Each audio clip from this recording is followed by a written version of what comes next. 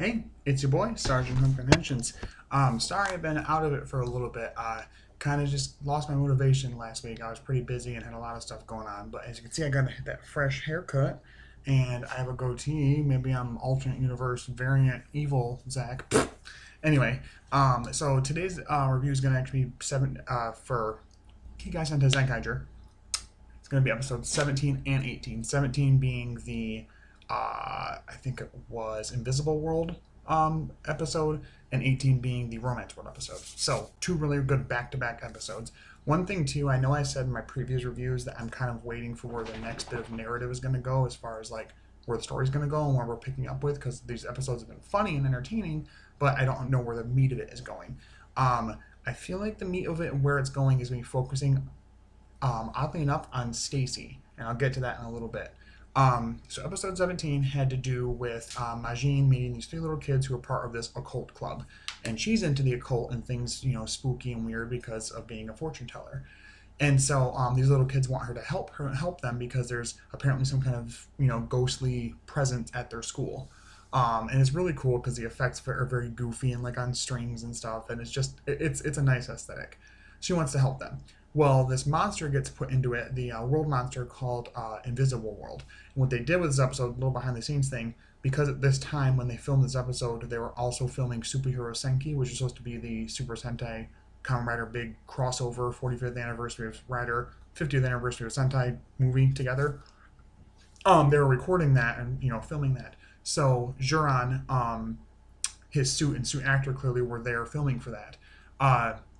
So um, because of that, part of the plot of the episode is Jiran gets turned invisible. This guy can turn people invisible. So he's at first messing with the team because he's turning like obstacles like boxes and garbage cans and what have you invisible, and they're running into it and getting knocked over or hurt or whatever. And then eventually he gets Jiran because actually Gawan throws him in front of himself when he goes to zap Gawan, and it gets Jiran. But what's really funny is throughout the episode, Jiran's still in it. So they did like VO work clearly, and he still has his Geertlinger, even his Geertlinger is invisible. And they keep they're like, wait, where's Jiran? And there's like a little red arrow pointing to where he's at, so people know where he's at. Oh, it's so great. I love this show. So throughout it, Majin kind of gets mad at the team because, especially Gawan, because he's being a dick to her, saying that the occult stuff doesn't exist, and Vroom kind of agrees because he's more intellectual and logical. And she's pissed at them because she's like, that's the reason I got into fortune telling. And people said the same thing to me when I got into fortune telling. Like, don't do this. Like, you guys know this is an interest of mine. And that starts to soften them up a bit, and they're a little bit nicer after that. And Zox helps as well, if I'm not mistaken. And yeah, so they end up defeating the monster, of course, like always. And we actually get a really funny mecha fight. Sorry, my knee just hit the table here. Because technically the Jirogawan combination can't technically happen without Jiran there. So to show that visually, they actually use the DX version of Gawan's mecha half, like without Jiran attached, to like symbolize him not being there, like being, clearly invisible, but also because Jiran technically actor-wise and suit-wise is being used for Superhero Senki. So really, really, really good episode. Very creative in what it does. Jiran actually near the end of it kind of messes with the team and actually goes back to the school and makes it look like the ghostly stuff is really happening because their kids are really let down that it was just a Toji Tendo monster and not really a ghost. So he goes to do that, but then he's like, wait, what? And he hears like a bunch of noise and he sees the spirit thing, like the skeleton thing coming at him. So it's left unclear if he was actually, if there was actually a ghost or not. It's kind of fun. But they do some stuff with Stacy as well. Stacy's starting to question things because in the previous episode, the Retro World episode, remember, he saw Yatsude/Yachan, Kaito's grandma, and it reminded him of his mother. And so he is questioning that again. And not really sure what he's going to be doing. And actually, at the end of the episode, Ijuru says, "Well, I'm working on some other stuff. When I call for you, you come right away. I got some other plans I'm working on." You can see Stacy kind of struggling with it. That leads into episode 18. So episode 18 is this Romance World episode, and part of it starts with Kaito meeting like an old middle school kind of crush or just friend of his, basically, and Ziran kind of kind of elbowing him in the side, like, hey, is that somebody you used to like when you were younger? And he's like, oh no, just a friend, and blah, blah, blah. But you can tell that she kind of cares for him a little bit, or at least is interested, whatever. So the whole plot of it is that this Romance World monster is able to basically Cupid shot and like hit people and make them fall in love with the first thing they see. They do this funny scene at Colorful at the candy shop where it looks like Kaido's about to look at his grandma, which is weird, but he looks at the fucking sundae she's holding and he falls in love with the sundae. Vroon falls in love with the one human girl, Mizuki, I think her name was, or Karen, and she falls in love with him because she sees him at the library. I think, what's his name? Kaito asks her if she wants to come with them, and she's like, "Oh, I'm gonna be kind of busy, blah blah blah. I gotta go to the library." Well, she sees a picture of Vroon there, and she falls in love with him because of the monster. So they have their little thing going on. Juran and Gawan have like a yaoi tsundere freaking anime ass relationship. Oh my god, this show. Zox actually starts to sort of fall for this Kikainoid, for another Kikainoid, who like wants him. She knows he can sing. She wants him to sing like an original song for her that she wrote or something. So he has got that going on, and I believe Majin and Flint kind of like start to have feelings for each other, fake, clearly because it's a spell by the monster, but still funny nonetheless. So anyway, they're doing their thing. We get some really funny scenes throughout of them, with relationshipy type things happening, and Kaito running around with his sundae, and it's so silly. And then near the end of it, they're fighting the monster along with some Kudaks. And Stacy at this time visits Colorful and talks to Yatsude again. She's like, "Oh, Satoshi," because he said his name was. He's like, "I just came by for a snack, blah blah blah." And so he's talking with her and having a snack and whatever. And he actually has to pay for it. And she says, "No, it's okay. It's on the house. Kaito will pay for it. Don't worry about it." But then we go back to the battle, and they're fighting and stuff. And they actually, before they transform, he does the opposite of his power. He flips it so it's heartbreak. So everybody's broken up. So then everybody's like heartbreak and no power. Never love again power. Like all these really sad things of what their like catchphrases are for their roll call. The show.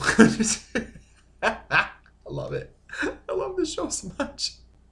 So they're fighting, and they do a beautiful thing. I got a little bit of, I wouldn't even say controversy. Some really silly people online were being really goofy about being offended about this next part. So to fight the Romance World monster, Seichan suggests using the Jetman gear. I don't know why, but use the Jetman gear. And he's like, okay, and he uses it. So the little spirits of the little, not spirits, but the little, silhouettes of the Rangers fly around. They go into some of the Rangers, but the last one, Black, goes into the monster, and you're like, wait, what? And then, the screen kind of goes white, and it fades back in. They do a shot-for-shot recreation of the last few minutes of the finale to Jetman, where the red Jetman Ranger, I don't know what they're called now, Red Falcon, whatever it is. Anyway, red Jetman Ranger, and I think the pink or the white, whatever, one of the other Rangers, two of the Rangers are getting married, and the black guy, I think his name was, really was like in love with the girl and was like kind of pissed about it, so he wasn't at the wedding. And so the monster is, Romance World is Guy, and it's infamous because in this episode, spoilers for Jetman if you haven't watched it, and spoilers for clearly for Zenkaiger, but in Jetman, what happens, it's infamous in its finale that the Black Ranger is actually killed, Black Condor, I think, is killed by just a normal human. He gets mugged. So the guy's stealing a purse from somebody, and in this, it's Zox plays the lady that they're stealing the purse from. He goes after him. The monster goes after, Vroon plays the mugger. And so Guy goes after this guy, and then after the mugger, and gets stabbed. Actually, he like knocks the guy out, kind of like knocks him over, punches him in the face, knocks him down, takes the purse back. Before he can get away, the guy stabs him, and he dies before he can ever get to the wedding. He was gonna go first, he wasn't, but then he was gonna go, but he never makes it because he dies. And it's like this big controversial thing in Jetman that like, not really controversial, but this big like important moment. But they do a shot-for-shot recreation in this. It's Kaito getting married to Majin, and Flint is there, Gawan's there as a girl with a dress and like little earrings attached to his silly Gawan helmet. And Juran is there with little glasses on. Like, they're all supposed to be representations of the Jetman characters in that scene. There's actually, if you look it up online, you can actually see somebody put the two videos together of how like shot for shot recreation it is. It's beautiful.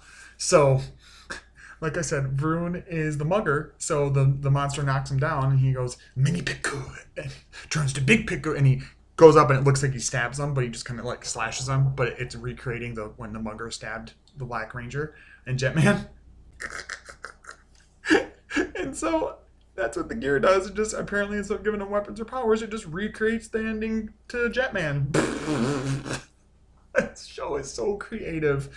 There were so many people online that were trying to be like, this totally craps on top of Jetman's finale, blah, blah, blah. And it's like, for one, everybody has their favorite seasons. For two, not everybody's going to agree that a certain season is a classic or not. And for three, it's all in good fun. And it shows how much they care about Super Sentai and its lineage and its legacy if they're willing to do a shot-for-shot recreation of one of the season's finales. So I really liked it, and I thought it was fucking hilarious. Absolutely hilarious. I was nearly pissing myself laughing. It was really well done. I've not seen all of Jetman, but I know about the ending, sort of. So, yeah, it was really good. So that happens to the monster, and he gets defeated, and then, of course, the Kudai test version comes in, and then so it's a giant version. So they get their mecha. It's, Tukayo Katanar and the Zorogawan and Vrumajin, combinations. He does the love thing again, and they all fall in love with him. And then they do this part where they're like, what? You're triple timing us? And then they just beat the shit out of them and destroy them. So yeah, overall, really good episode. We do get a final thing with Stacy, though, near the end, which is really cool. So near the end, we get this thing with Stacy. And he's leaving the shop, and Yatsune's like, oh, it's okay. Yachan's like, it's okay. Kato will pay for it. My treat, blah, blah, blah. And she walks away with the dishes. He's walking around looking around, and he sees the picture of Kaito's parents. And he picks up and looks at it, and he looks at the mom, and he's like, kind of looking funny at it. There's a lot of things with this. Some people have a theory that Kaito and Stacy are like half brothers. Some people think that Stacy is the Kaito of a parallel universe. Some people think that somehow they're just connected in some way. It'd be a little dark if they were half brothers, because that would imply that Kaito's mom was kidnapped and then taken advantage of to make Stacy. So I don't know how that's going to be, but there's some kind of connection there. Something's reminding him of his own family and his own human side. So I do see a slight redemption arc that we're going to do with Stacy. I don't know when. I don't know if it's going to exactly happen that way, if his costume's ever going to change, whatever. But it kind of feels that way. That's what they're going for, and I kind of like this, and I think it's working, because pretty much ever since he became a villain of theirs, he's kind of been helping inadvertently, honestly, like destroying some of the monsters and stuff like that. So for him to join the team would be pretty cool, to get like a evil Sentai representation ranger, essentially. Yeah, overall, two really great episodes. Overall, I probably give this, the 18, the Romance World episode, 10 out of 10. The previous one, probably a 9 out of 10, maybe an 8.5. It was decent, but not a ton happened in it. And the Majin stuff was cool. She has this part near the end where she becomes like Curse Majin. She has like a different roll call thing, and it was cool. But again, it's really overshadowed by 18. I really enjoyed that episode. The next week's episode, though, we're going to be finally getting the Super Zenkaiger form with the Zenkaiger gear, which also will be used by Zox and the Gearlinger to give him his Super 2 Kaiser form. This gear is a combination of the Q-Rex and Dragon Zord equivalent in Sentai. So the Dragon Caesar and V-Rex, I think, whatever mecha from Maji Ranger. Not Maji Ranger. Oh my god. Not Maji Ranger. Time Ranger. Yeah, that's what we're getting. And it's like this whole like Kikanoid looking like onesie suit that Kaito gets that looks like the Dragon Zord pretty much, and he has the weapon from it, and it looks really cool. I really like it, and I love it for a power-up, like a Battleizer or whatever they're going to make it out to be.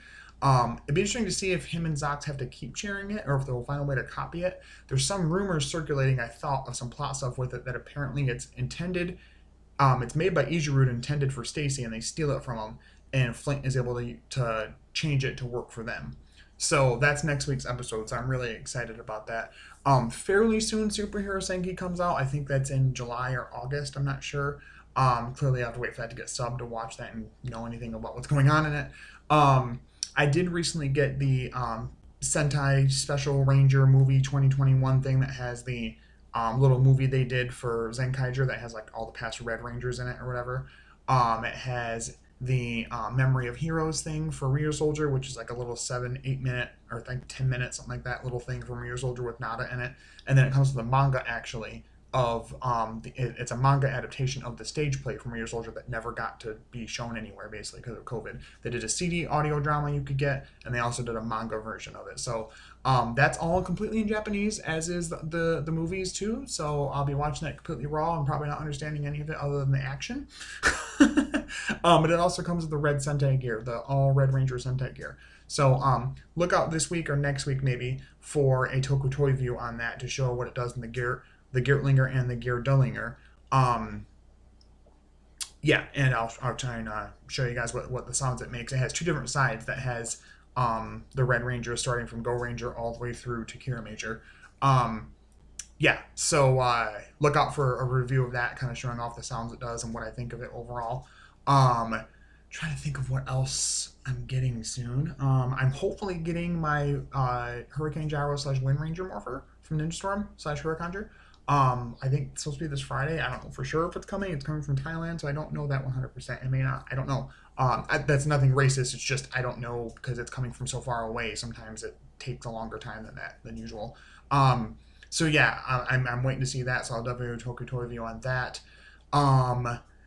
Yeah, and I think that's all because like later in the summer / early fall will be the redo of the Arco from Kuga that they're doing that I picked up, the like cheaper version of it that they did, and then also the 01 Ames project thing will be with the two different keys for Vulcan and Valkyrie will be, I think that's in the fall too. So some different stuff coming up for the channel. Clearly whenever Dino Fury wants to get, its own episodes out, I'll do reviews of that, of course. If you guys are interested in anything with Digimon, I totally am down with that. Doing like, my favorite forms or my favorite seasons or Digivolution sequences or Digivices or whatever. If you guys want that, I totally will put that content out there.